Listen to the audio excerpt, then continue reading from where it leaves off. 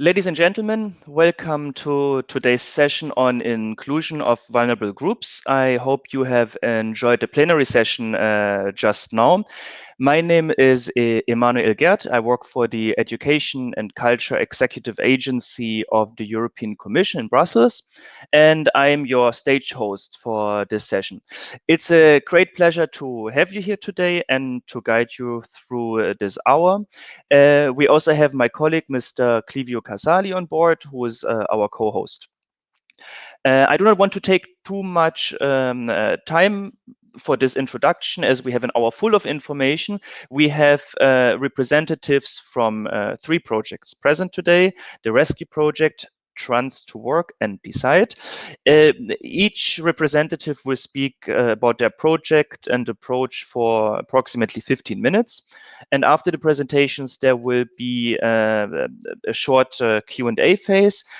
For this, if you would like to ask a question, just like in the plenary, please use the Q&A section, which is on the right side of your screen, and not the chat box. You can use the chat box for other things, but if you want to ask a question to the speakers, please use the Q&A section. You can write down your questions also during the presentations, and we pick them up later. Okay, this is what I wanted to say as an introduction. Please let me give the stage now to our presenters and the colleague from the Rescue Project. The floor is yours.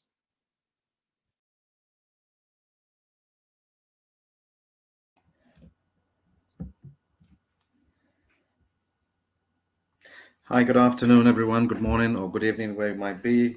It's a pleasure being on this platform and with colleagues to share certain experiences. Rescue, one of the Erasmus projects referred to as the Refugees Education Support in the MENA region, talking about almost the Middle East: Jordan, Lebanon, Turkey, Iraq, Kurdistan. This is exactly one of the projects, and it was a kind of a consortium made up of the following universities. And if you look at the last 3 universities, the Yarmouk or LIU, if it's there among them, and we talk about also from the Hook, the main 3 partners among the rest of the others were very heavily engaged with this project. Now, talking about the main problem, and as we go along with the slides, you would see that mainly the 3 partner countries, and which is a shocking issue since the Syrian war, influx of Syrians to neighboring countries like Lebanon, Jordan, and Iraq was massive. So the context was a lot of bureaucracy, a lot of legal status, and missing documents for those students who fled their country to come into the neighboring countries. Now, looking at the side of rescue objective, in reality, the partner countries, as mentioned before, especially in the universities, we wanted to have an immediate response to such a problem.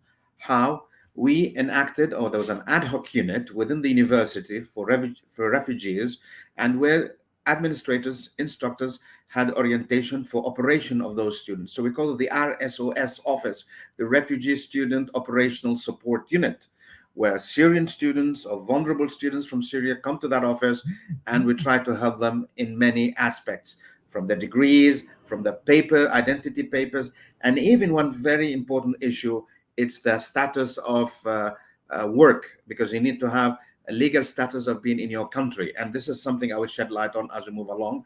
And at the same time, we have this academic training path, talking about poor English, and we try to enhance the English language communication. Now, the main output among these 3 countries, especially Jordan, Lebanon, Iraq, and Kurdistan, now we have these helping these students resume their academic training path, and mainly not only English language, but also ICT for computer-based. The areas of support are many, but they're not limited to the following: missing credentials, as we said. We talked about emplacement, which level of English and which level of year and the majors. Transportation problems. We have this psychological thinking of the students and their behavior. You had to have student support services. We needed to get these people a job, as to include them, inclusion within the society, and at the same time prepare them for if they return. For example, if we talk about curriculum design. We had many students who were in the teaching diploma taking curriculum design. When they go back, what are they supposed to do? And at the same time, what type of scholarship they were provided with. Very quickly, if I shed light on the Hook, this is exactly their campus. Speaking of Dr. Ren, who's unfortunately not able to be with us, they had the unit opened on January 15th, 2019, with 2 offices where they had 1 administrative officer and 1 training support unit. Now, based in the Hook, what happened is, to maintain sustainability, the RSOS unit and the 2 offices tried to sign rescue meetings and for student centers. They had 3 permanent full-time employees in that office dedicated to serve the office. And at the same time, what happened is increase the scholarship rate to the students. That's for in the Hook. Coming down to the Lebanese International University, where I humbly represent them, we opened the office on the June 20th, 2019, with 4 ministers. This is unprecedented to have 4 ministers: Ministers of Refugees, the Minister of Education, NOS office, and Minister of Trade and Foreign Affairs were there. So we had an unprecedented opening on that day. And at the same time, I'm not sure if this graph is clear to you. These are the number of Syrians at the university in the past 6 years. We are 35,000 students. We are the highest private university with Syrians, with 1,500 per year. And the graduation rate is, when they graduate, can we find them work in the market? This is the problem that still we're facing in country of Lebanon, at least upon graduation from the BAs or the masters. Now, what we did combined or developed 23 instructors to take HIP program or to utilize this program to give Syrian refugees, because not anyone can just teach English or computer towards people with vulnerability. You need special sessions to that. And finally, if you look at it, the sustainability is every term or every semester, we have 145 Syrian students undergo training on English or ICT. Last but not the least, if I give you a summary of this one, the sustainability is English, and we had something called entrepreneurship. Of 80 hours, we developed 80-hour entrepreneurship, and I was one of the lucky people who had that, because I wanted to get more information, knowledge, and try to utilize it to our Syrians. One point that I would like to mention is, we have a problem in Lebanon if to have your residential permit renewed. You need to go to the Ministry of Labor to renew it. And if you go to the Ministry of Labor to renew it, they cannot have it at the university. So our president decided to give those people the registration, even though they had invalid resident permit, so that to at least enhance them, go register in the Ministry of Labor and come back. So these are some of the professional development that took place at LIU. And I believe I've done my part from LIU's. I'll hand this to Ashraf. And one final thing is, the highest influx of Syrians is in Lebanon. We've reached now almost 500,000. This is unaccounted for. And if you look at the numbers of students in schools, 70-30 that will be coming to universities. Not all private universities are able to contain them. Thank you very much. And I hand this over to my colleague Ashraf. I think he's here. Ashraf? If Ashraf Can you hear me? Yes. I'm here. Yes, thank you, Dr. Anwar. You explained very well. I'll cover what the part is done in Jordan. In Jordan, the unit opened on February 2019. We provided academic services. I was still providing social services. We use the RSOS unit as a venue for meetings for students to develop their skills.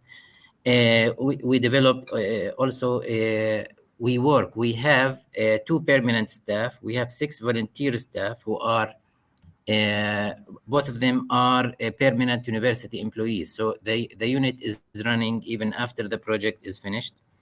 We managed to continue our activity during the COVID crisis, and which is still going on.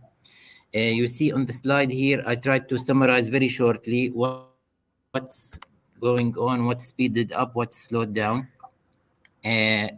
All our remote communication tools, like the WhatsApp group, the Facebook, the website, are actually increased activities because students started to rely on our announcement, on our training, on all the activities we posted there. The face-to-face contacts slowed down. You see, since starting, the ARSUS unit had 450 students are registered and are in our communication list, actually. So they're getting updates about all the trainings, all the opportunities we post to them. Our Facebook page is active and has followers not only from students community, from outside also, from Syrian community, Jordanian students, about around 5,000 students. Our website also has witnessed increased traffic. We managed to conduct 5 virtual trainings during COVID closure and 4 during in the early part of 2021. Can we move to the next slide, Dr. Anwar, please? Next slide. Yes.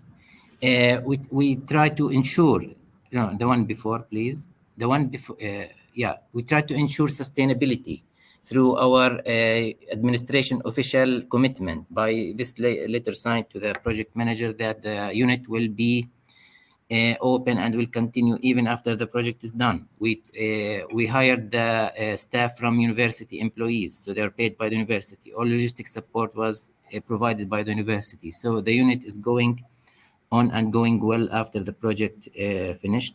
Can we move to the next, please? Next slide, please.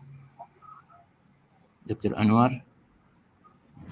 In the next slide, you will see a summarization of the activities was done during the closure and when we were working remotely. The unit answered to the sudden need of remote realization that there is a remote education now.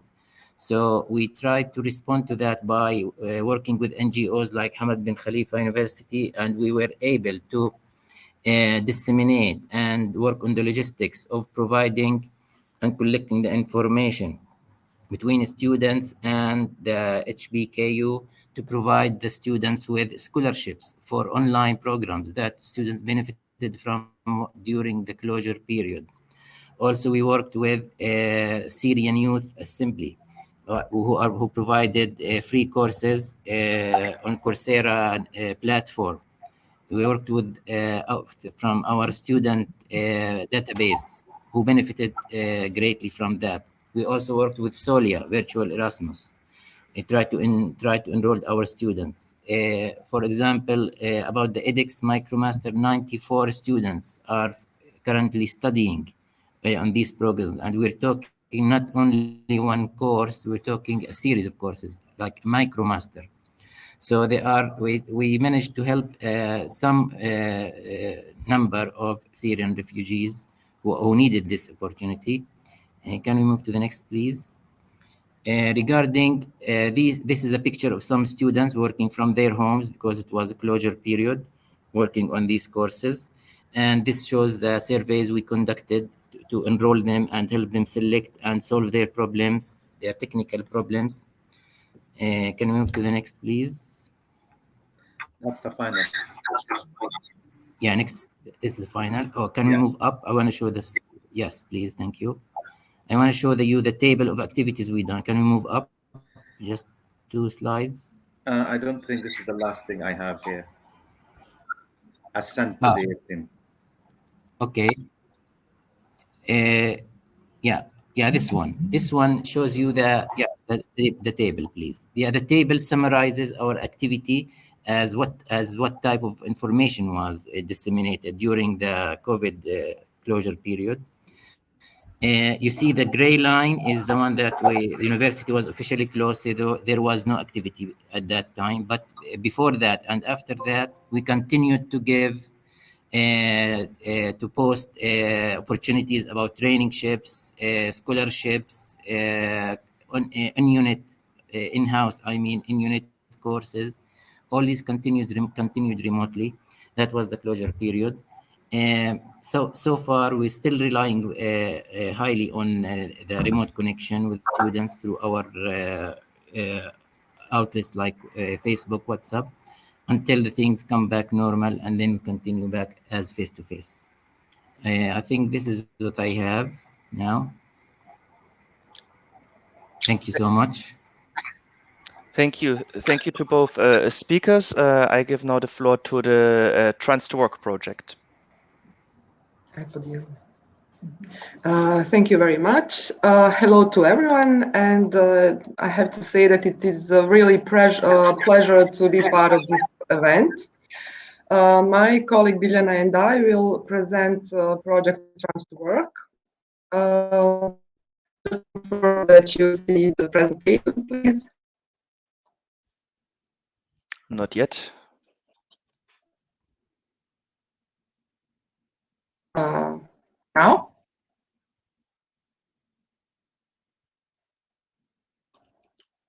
Nope, not yet. Oh my God.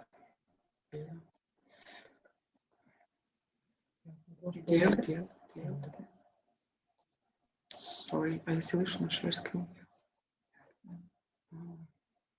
Sorry. Now something is coming through, and now we can see the screen. And now we see it full screen. Please go ahead. Thank you. Okay, thank you very much. So the full name of the project was School to Work Transition for Higher Education Students with Disabilities in Serbia, Bosnia and Herzegovina, and Montenegro. The project gathered 23 partners from European Union countries, Serbia, Bosnia, Herzegovina, and Montenegro, and it lasted for 3 years. What was unusual and maybe very specific for this project that it gathered higher education employers, employment agencies, and non-governmental organizations which with the project was divided into 9 working packages. So the main aim of the project was to improve the quality of transition of students with disabilities to labor market, and it was divided into 3 other aims: to upgrade and prepare higher education institution services to support students with disabilities, then to higher education to disability environment, to assist transition opportunities and transition opportunities and skills with EU practices and policies, and to prepare employers on understanding the needs of employees. So what was very challenging is actually to work on 2 tracks. From one side, we work with employers and make them more sensible on needs of students with disabilities, future employees with disabilities. And from the other side, we work with students with disabilities which usually face with stereotypes, prejudices, and stigma, according to their disability. So this was very challenging in general. The main outcomes of the project, according to the aims, was that we identified and analyzed students with disabilities and employers' needs, which was kind of a starting point for any other activities that we have done.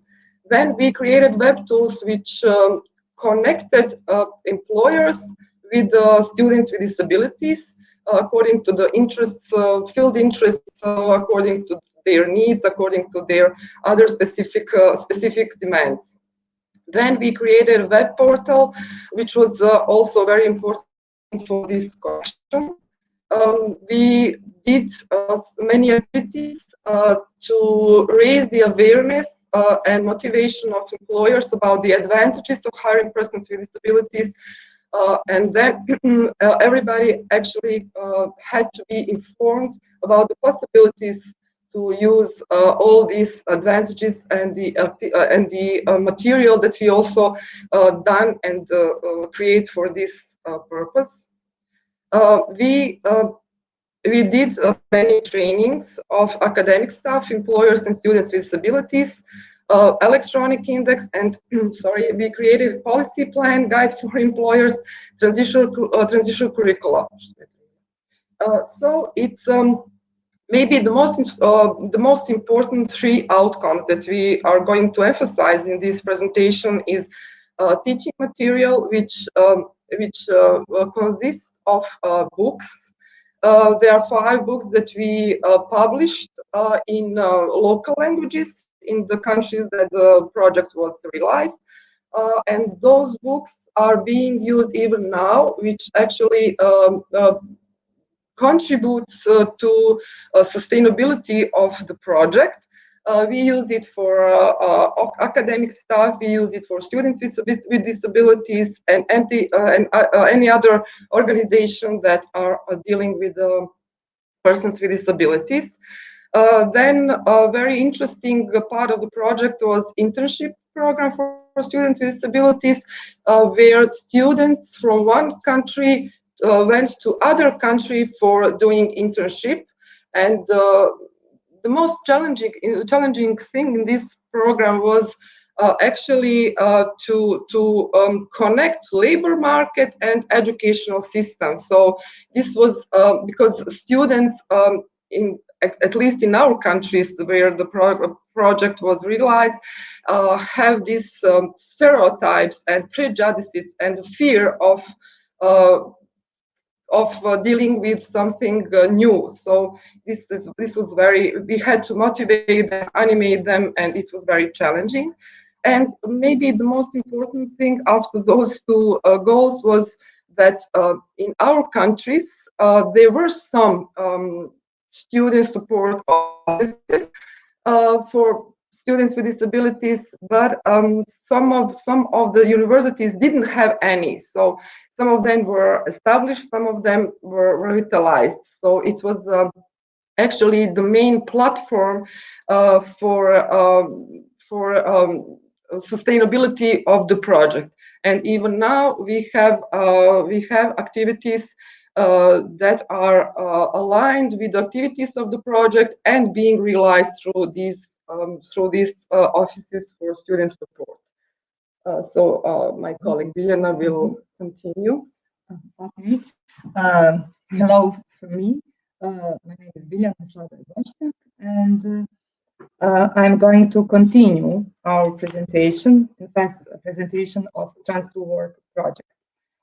As Leila mentioned, one of the outcomes of the project Trans2 Work was teaching material for inclusive education. On this slide, you can see the titles of the 5 books published as part as the project. As you can see, these books are written in our languages and in English, into English have all been translated. So on the other slide, you can see that books. The title pages of some books are shown here.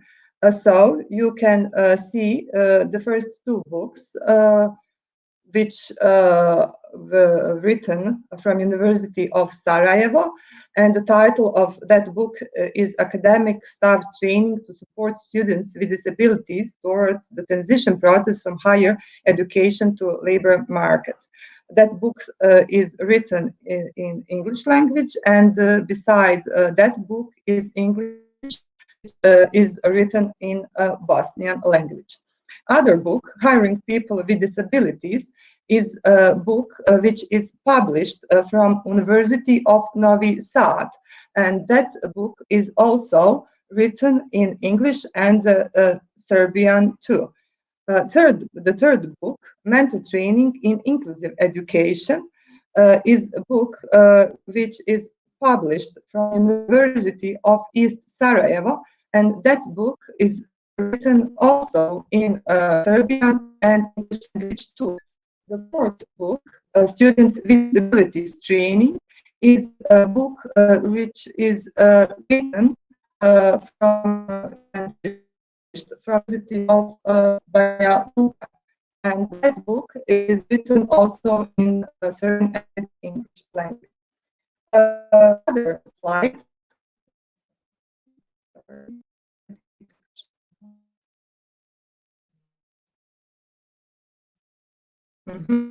Sorry, teaching material for inclusive education also includes 6 e-learning seminars, which include sign language. And you can see one example of e-learning seminar, and the girl from picture is our colleague from Banja Luka. Teaching material for inclusive education include 6 newsletters, which created with the purpose of dissemination of project activities and promotion of its sustainability.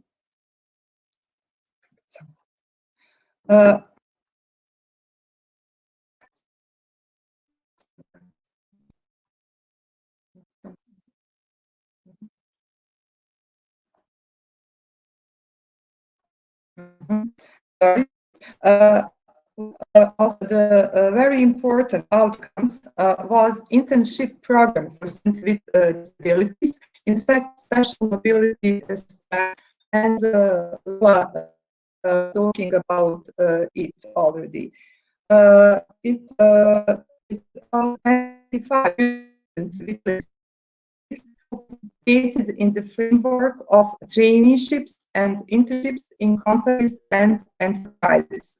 In fact, WORD is about 10 students with disabilities from the Republic of Serbia and Montenegro and Bosnia and Herzegovina.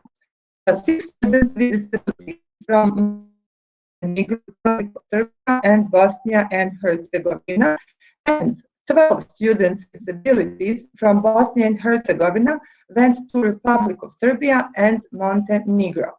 I really have to mention and emphasize that was a very important, significant experience for our students, and I think that it is the first experience from them.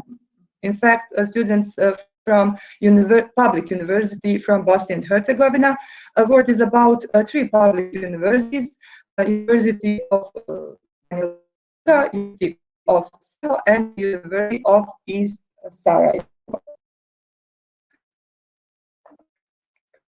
And the outcome we are maybe the most proud of are centers for of support for students with disabilities, or office for student support. Here you can see opening day of offices for student support, which is established on University of Sarajevo. You can see also on the right picture my colleagues from University of Sarajevo, Leila, Sandra, Leila, and Snezhana, who also participate and being involved in projects. And this slide shows opening of the Center of Support for Students with Disabilities at the University of East Sarajevo. That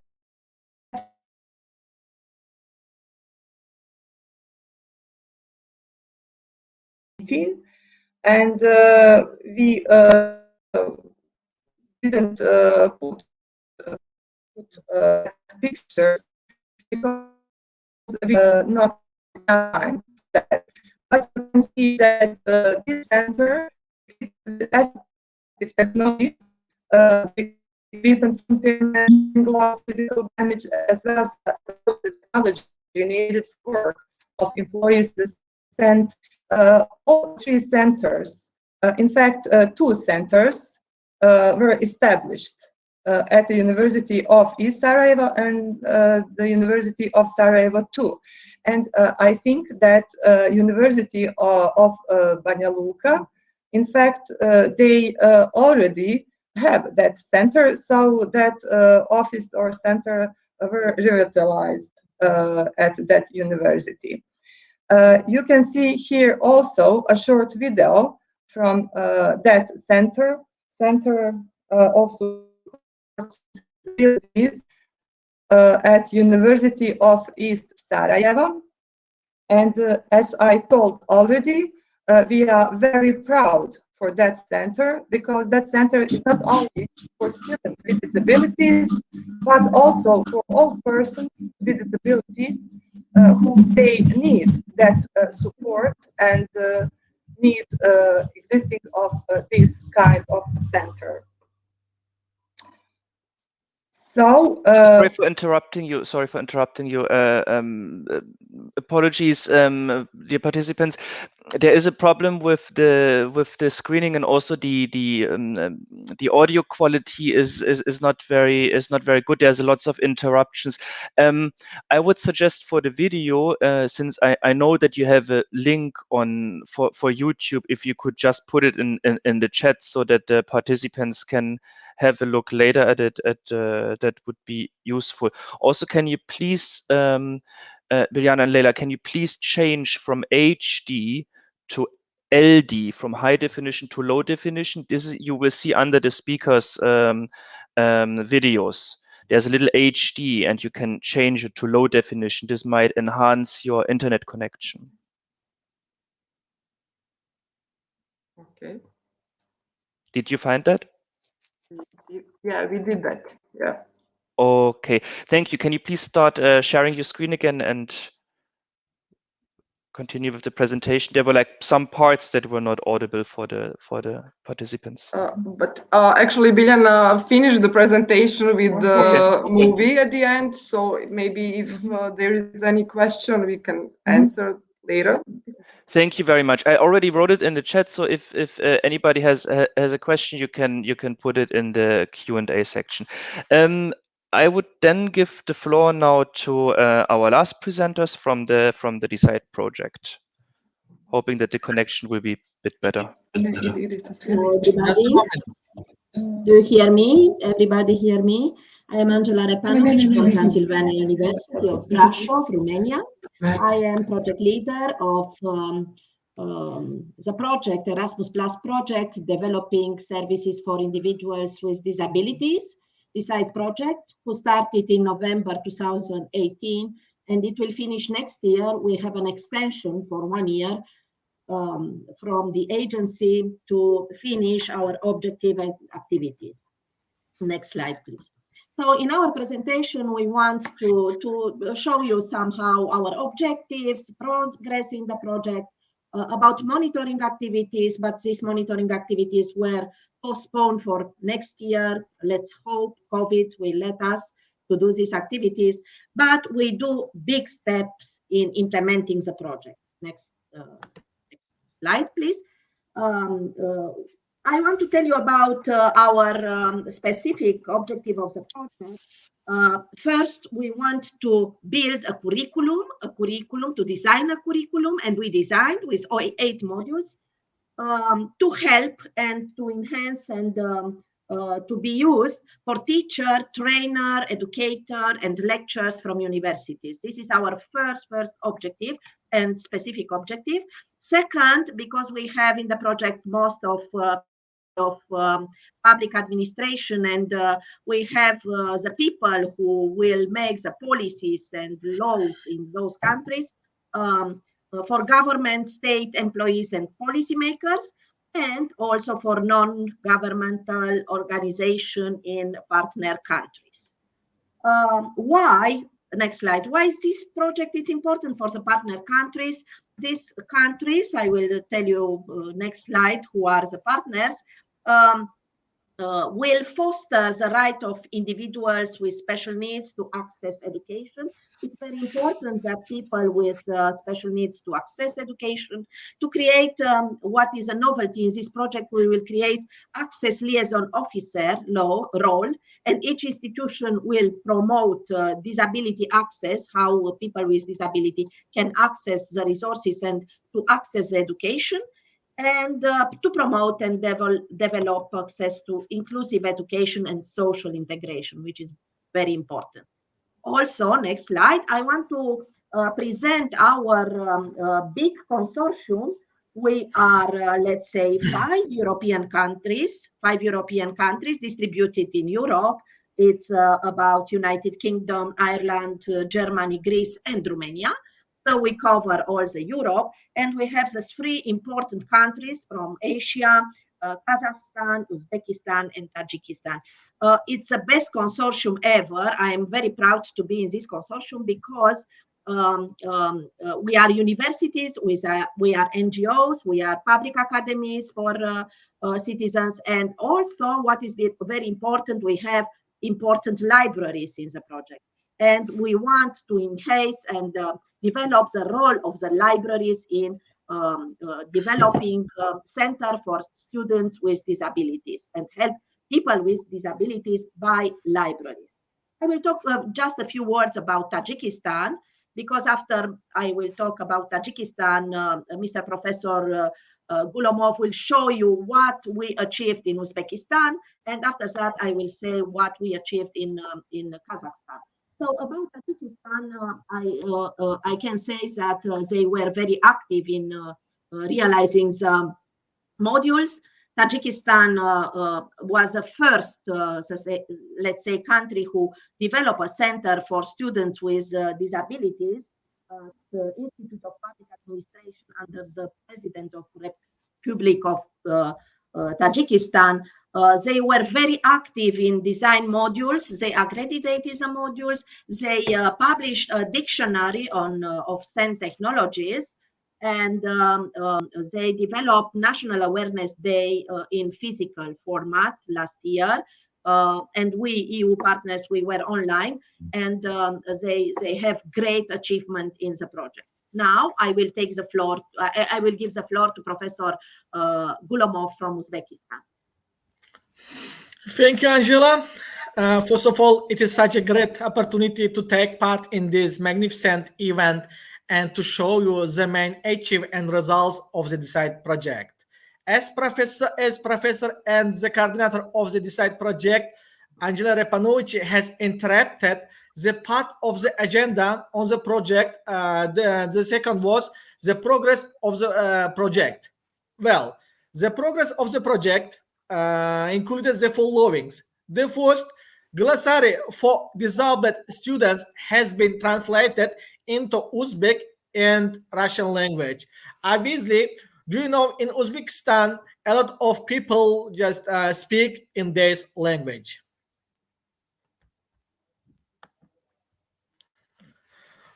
Second, totally over 15 papers and tutorials translated into this language, and all translated materials distributed to the regional universities of the Republic of the Uzbekistan. And all materials have been developed by our European partners. There you can see on the right of your just screen, for example, social, emotional, and behavioral difficulties was made up from our European countries, Jill Whitney, Nawaz Khan, and Mark Springet.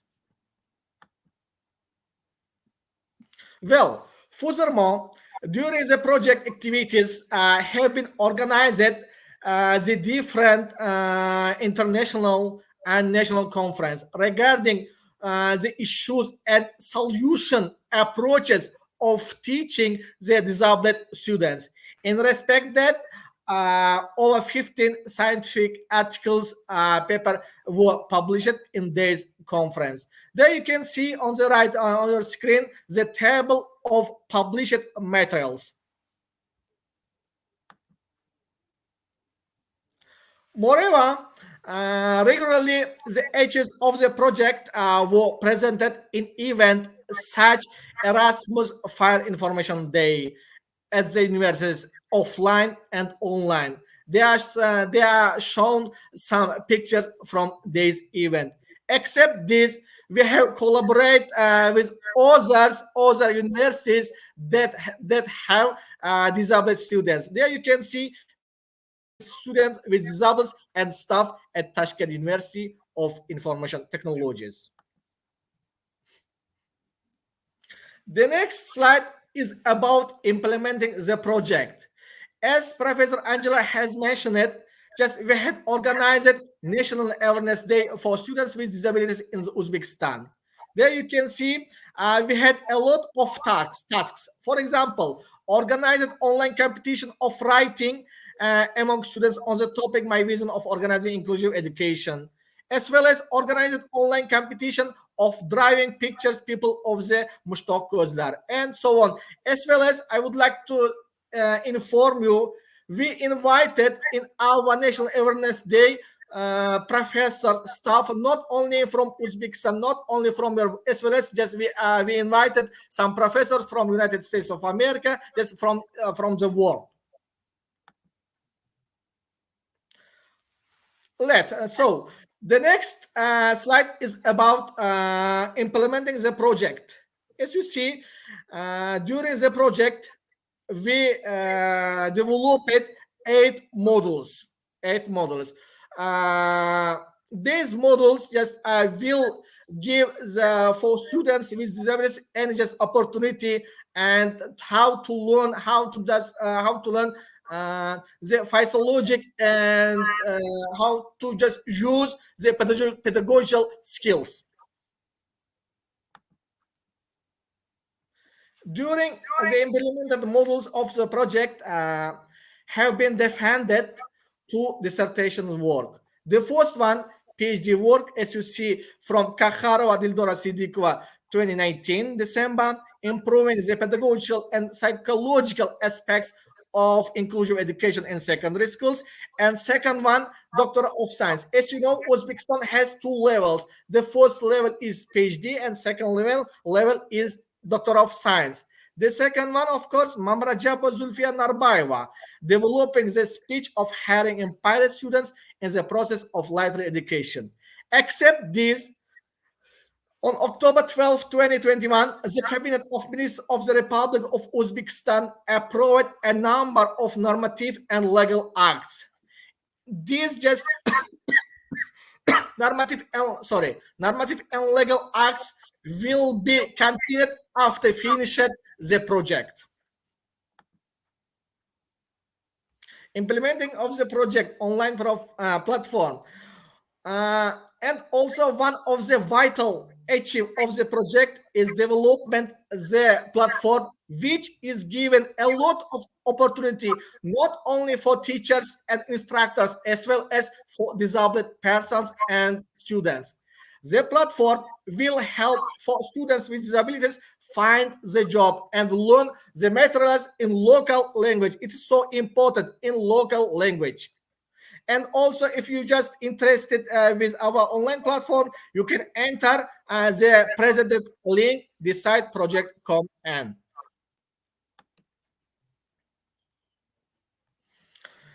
I especially thanks to our coordinator, Professor Angela Rapanucci, and our European partners. In spite of COVID-19, we would not face it with any issues and problems. What? For what? Why? Because our team, European and also just Asian partners, have so interesting advantage. The advantage is regularly to organize the workshops during the pandemic situation. In this case, it's on your screen. You can see our last workshop. It was between 2024 September 2019, and also you can enter if you're interested in with our workshops. You can enter in the provided link. As I mentioned it, my university is called Tashkent University of Information Technologies. In this case, our team from Tashkent University of Information Technologies and also from Samarkand and Karakalpakstan, our region, we have developed a software hardware tool. The software hardware tool is called Sakia Robot. Sakia Robot is able to transform any audio file to the text form and create the chance for deaf people to read instead of listening. In this case, for more information, we have developed a video file. Please, Emmanuel, put the video file now, because the video file, the Sakia Robot function is described into the video file. I will do it. Just like unshare your screen for the moment so I can put the video on the screen. Okay. Perfect.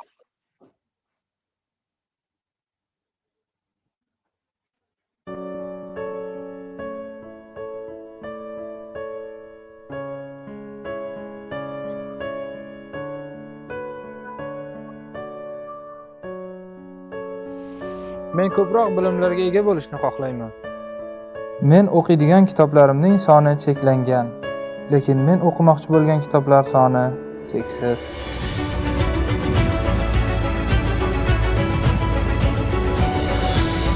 Saxiya, ko'rish hamda eshitish qobiliyati cheklangan insonlar uchun juda qulay dastur. Endi qog'oz qalam kerak bo'lmaydi. Barchasi oddiy. Saxiya dasturi matnli xabarlarni ovoz ko'rinishiga va ovozli xabarlarni matn ko'rinishiga o'zgartirib beradi. Bundan tashqari, Saxiya dasturi orqali matnni imo-ishora tiliga yoki aksincha imo-ishora tilini matn ko'rinishiga o'tkazishda yordam beradi. Ushbu dastur orqali imkoniyati cheklangan insonlar surdo tarjimoni hamda boshqa insonlar ko'magisiz mustaqil muloqotga kirisha oladilar.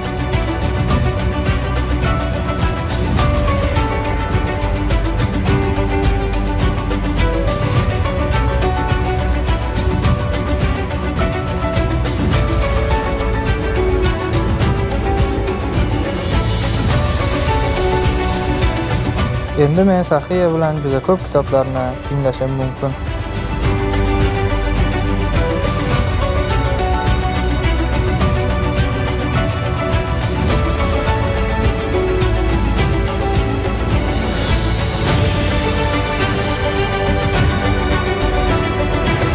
Har bir inson texnologiya yutuqlaridan foydalanishga haqli. O'ylaymizki, biz yaratgan Saxiya dasturi ham imkoniyati cheklangan insonlar uchun ajoyib sovg'a bo'la oladi.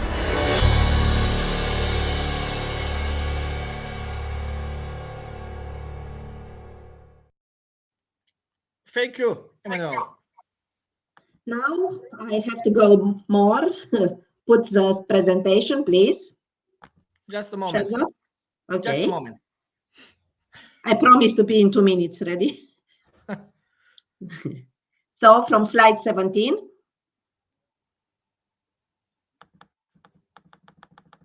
So we saw how many things were done in this project, also with Uzbekistan partners. And now I present results developed by people from Kazakhstan, the 4 universities from Kazakhstan. Also here, the 8 modules have been developed, tested, and accredited. They establish a Center for Psychology and Inclusive Education. And the number of students who access the university was increased by 58%. Next slide, please. Okay. Also, they published 16 scientific articles. They defended 5 master theses, 2 diploma projects, and they developed 1 international scientific practical conference, very international. Next slide. It's about people from Kazakhstan who developed a lot and work very hard. They developed a conference, another conference of development of inclusion. But what is very important, they done the next slide, National Awareness Day, and they promote the objective of the project and raise awareness of including people with disabilities and do something for them in universities by National Awareness Day. After the end of the project, National Awareness Day will be 10 years more. It's part of the project, mandatory. Next slide. And also, let's say, in this campaign, 10 days awareness campaign, they participate and know the information. 346,795 people. You see the figures in the top. So their motto was, "We are equal, we are different, we are together." Next slide, please. And in fact, what I want to say is that what is now? Now modules are created And we are preparing to go to monitor activities in Uzbekistan and Tajikistan. European partners will go in February. We will have a meeting at the end of the week, and we will plan to go in February to monitor everything. And about e-learning platform, we had that e-learning platform developed in the project. There are 42 teaching materials, courses designed and made by specialists from Bucharest, from University of Bucharest, Romania, specialists in this field. And even COVID not let us not to do a lot of online activities. And it was difficult to harmonize as free countries because in Tajikistan activities were physically, in Kazakhstan online and so on. And it was very difficult to harmonize. What I want to say is that we think our project is successful. We will have all the objective achieved. And I don't know if you know this famous novelist. It's one of my favorites. It's a Turkish lady who is British now, in fact, Elif Shafak, who says that now in the world there are a lot of problems. Everybody belongs to one group and not interact with the other group, and no discussion in the group. We, in the side project, we managed to improve communication, and now everything is perfect. We collaborate and communicate in the group and between groups. Thank you so much for attention. Thank you to all speakers. We still have a few minutes now for in case there are questions or somebody wants to share something. I have here Miss Jelena Kandalina, who would like to speak about her experience with the DECIDE project for Kazakhstan, if I'm not mistaken. You've raised the hand, and I will give you the microphone now.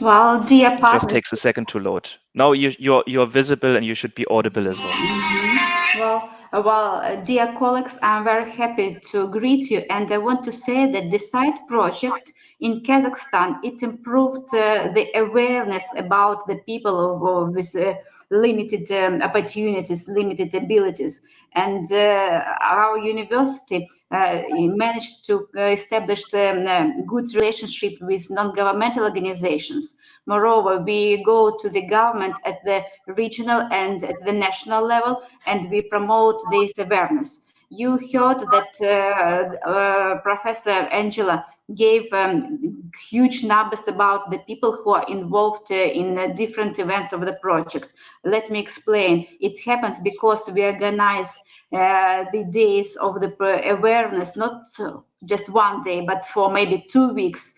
And we involve educators, we involve teachers from kindergarten, from the level of kindergarten, schools, colleges, and universities. So just also we work a lot with public services and servants, and they have been taught everywhere in each city of Kazakhstan. Public servants have been taught how to work with people with disabilities. Thank you for your attention. Thank you for your kindness.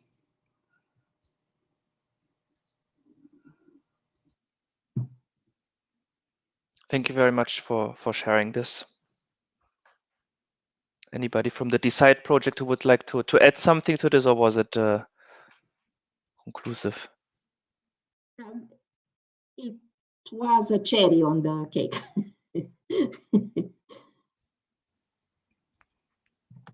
Very good. I have nothing in the Q&A section. Maybe I can take the opportunity to ask something to the Trans2Work project, since like some parts were not audible because of the of connection issues.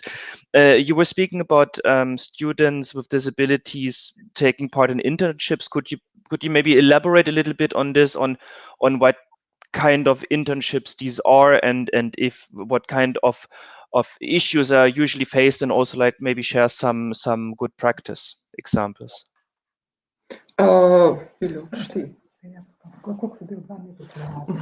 The students with disabilities went from one country to other country, and they did their internship in organization. So in each program country, we had our non-governmental organization, mostly organizations supporting students with disabilities. So they helped us to find the host organization, which actually, hosted the students doing the internship. So students were, good practices is mostly related on the all previous activities that we did, like raising awareness, like identification of the needs of students with disabilities. So whole area should be friendly and accessible for students with disabilities.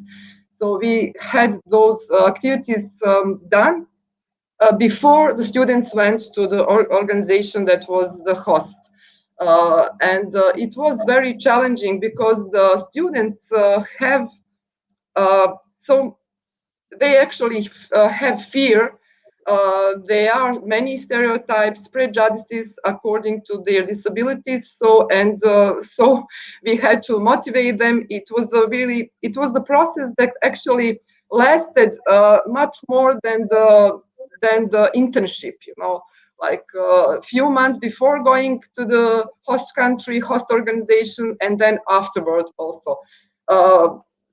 Then after the internship ended, we had the meetings with the students who ended the internship to exchange their experience. And it was very positive experience, not only for students with disabilities, but also for organizations that hosted them. Because, we face, I think that everywhere is the situation like this one, that employers don't actually understand the possibilities of students with disabilities. They mostly focus on what they can't do, and not what they can do. So it was in this way kind of inspiring and positive for everyone. Thank you very much. Thank you. Sorry, if I can add something. Yes, of course, please. Okay. As Leila told about this internship program, I would like to mention just one research which was done during the Trans2 Work project at the beginning, and our colleagues from Montenegro, they've done that research, and they in fact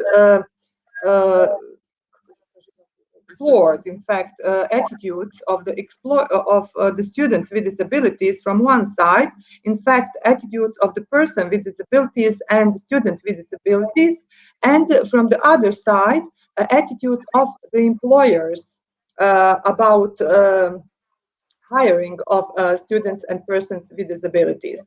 And all that reports, in fact, all that conclusions, you can find on the website of Trans2 Work, and everything we've done in frame of that 9 work packages was shown on that web site. Thank you. Maybe you can share the link to the website on the in the chat. Of course, we are going to do that. And maybe just to say that we are very grateful to our coordinator of Mrs. Levkotea Kartasidou, a professor from University of Macedonia, who recognized us and give us chance to be part of this wonderful project and Erasmus projects generally. Thank you. It's already time, but we have one question that came in the Q&A section, which I, if you allow me, would still like to share on the screen. It's a question for the Decide project, with the request for a short answer. Maybe here's the question. which target groups, you mentioned population, the awareness survey was addressed to? Did you face any challenges in running the survey considering the sensitive topic? So the target group were university academic staff and parents of children with disabilities and public academy civil servant. This was our target group, and it was no any problem with considering this sensitive. Angela, also yes? we invited from government also. Okay.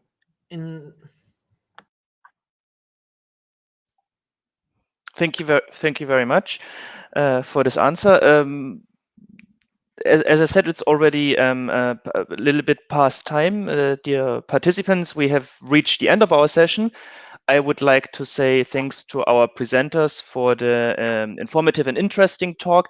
I hope that this session was beneficial for everybody. I see that many of you were active in the chat and see that you are looking for a collaboration. You will have the opportunity to do so in the networking session in the lounge later today. So please don't miss out on that. Thank you for your attention, and I wish you good luck for the future of your projects. Thank you. Thank you so much. Thank you. Thank you. Thank you. Thank you so much. Good luck, everyone.